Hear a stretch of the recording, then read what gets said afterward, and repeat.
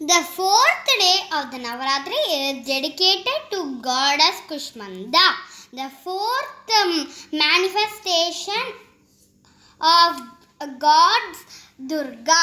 She is revered as the creator of the universe. She brings light and life into the cosmos with her radiant smile.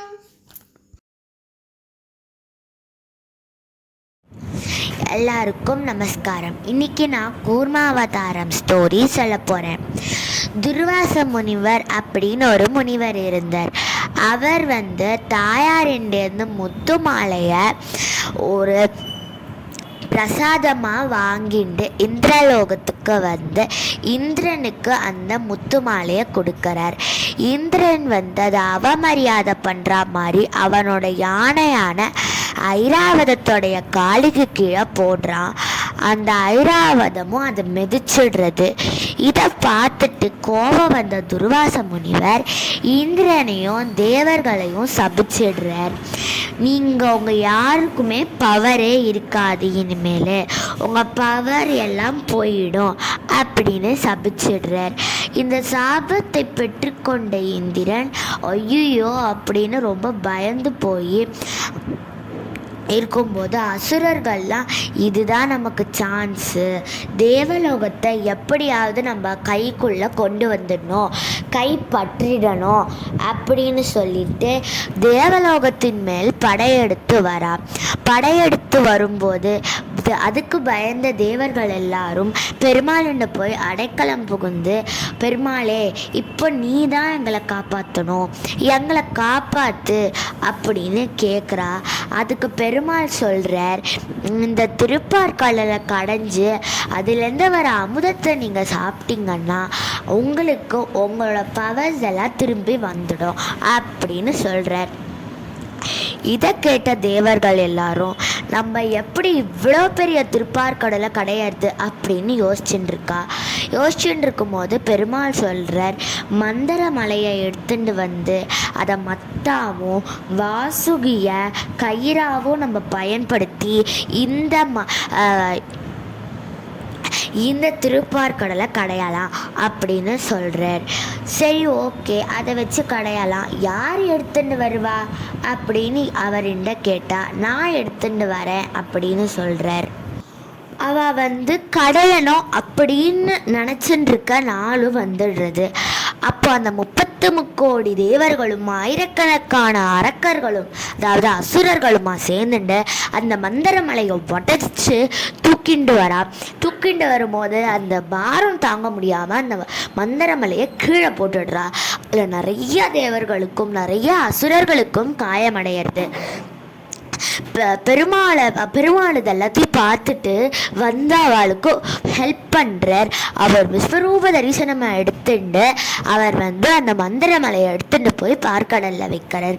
வாசுகியையும் அழைச்சிட்டு வந்ததுக்கப்புறமா அவள் கடைய ஆரம்பிக்கிறா. கொஞ்ச நேரம் கழித்து கொஞ்சம் கொஞ்சமாக எல்லாம் வர்றதுக்கு ஆரம்பிக்கிறது. அப்போ என்ன ஆறுது அப்படின்னா, நம்ம எல்லாருக்குமே நன்னாவே தெரியும்,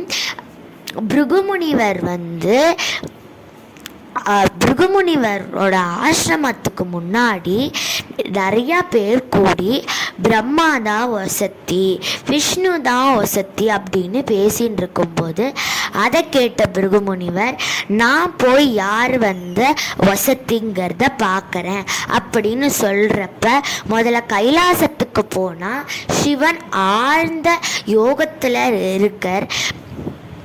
பிரம்மலோகத்துக்கு போனால் சரஸ்வதி வீணை வச்சுட்டு இருக்கிறத கேட்டுருக்கார் பிரம்மா. அடுத்தது வைகுண்டத்துக்கு போனால் அந்த எம்பெருமான் கண்ணை மூடிண்டு நித்திரையில் இருக்கா. மகாலட்சுமி அவனுடைய மார்பில் இருக்கா. அப்போ கோபமடைந்த பிருகுமுனிவர் அவனை எட்டி உதச்சிடுறார். அதனால் கோபமடைந்த மகாலட்சுமி அவனை விட்டு பிரிஞ்சிடுறா. அவன் சமுத்திரராஜனுடைய பெண்ணாக போய் சமுத்திரத்துக்கு அடியில் வாழ்ந்துட்டு இருக்கா. அப்போ என்ன ஆச்சுன்னா, சமுத்திரத்தை கடையறா. அப்போ அப்போ ஒரு பொருளாக வர்றதுக்கு ஆரம்பிக்கும் போது முதல்ல ஆழகால விஷம் வந்துடும். அதனால அதோடைய விஷம் எல்லா இடத்துலையும் பரவி தேவர்களும் அசுரர்களும் ரொம்ப பாதிக்கப்படுறதுக்கு ஆரம்பிச்சிடுவா. சிவன் நம்ம எல்லாருக்குமே நல்லா தெரியும், சிவன் உடனே அந்த ஆழகால விஷத்தை எடுத்து முழுங்கிடுவார். பார்வதி தேவி என்ன பண்ணுவார்னா அவருடைய கழுத்தை பிடிச்சிடுவா. அதனால தான் சிவனுக்கு கழுத்து நடுப்பாகத்தில் அவருக்கு நீளமாக இருக்கும். அந்த ஆழகால விஷயத்துக்கு அப்புறமா கற்பக விருட்சம், காமதேனு, செல்வங்கள், நிறைய செல்வங்கள் வரும். வைடூரியம், தங்கம், நிறைய செல்வங்கள் வரும். அதுக்கப்புறமா மகாலட்சுமி வருவா. மகாலட்சுமி தாயாரை பார்த்ததுக்கு அப்புறமா எல்லாருக்கும் தேவர்கள் எல்லாருக்கும் அவ்வளவு சந்தோஷமாக இருக்கும். அதுக்கப்புறமா தன்வந்திரி ஒரு பானையில் அமிர்தத்தை எடுத்துட்டு வருவார். அப்புறமா என்ன ஆகும், மகாலட்சுமி தாயாருக்கும் மகாவிஷ்ணுக்கும் கல்யாணம் நடக்க வேண்டாமா? அதனால் எல்லாரும் என்ன பண்ணுவார்னா வரிசையாக உட்காந்துட்டுருப்பா. மகாலட்சுமி தாயார் யாரை பிடிச்சிருக்கோ அவளை சூஸ் பண்ணணும் அப்படின்னு சொல்லிட்டு அவள் அசுரர்கள் ரோலை எல்லாரையும் முடிச்சிடுவா. தேவர்கள் ரோலை வரும்போது தேவர்களில் பெருமாள் உட்காந்துட்டு மாட்டார். என்னடா பெருமாளை காணமேன்னு அவர் ரொம்ப நேரமாக காத்துருப்போம். அதுக்கப்புறமா பெருமாள் பிரத்யட்சமாக எல்லாருக்கும் காட்சி கொடுப்பார்.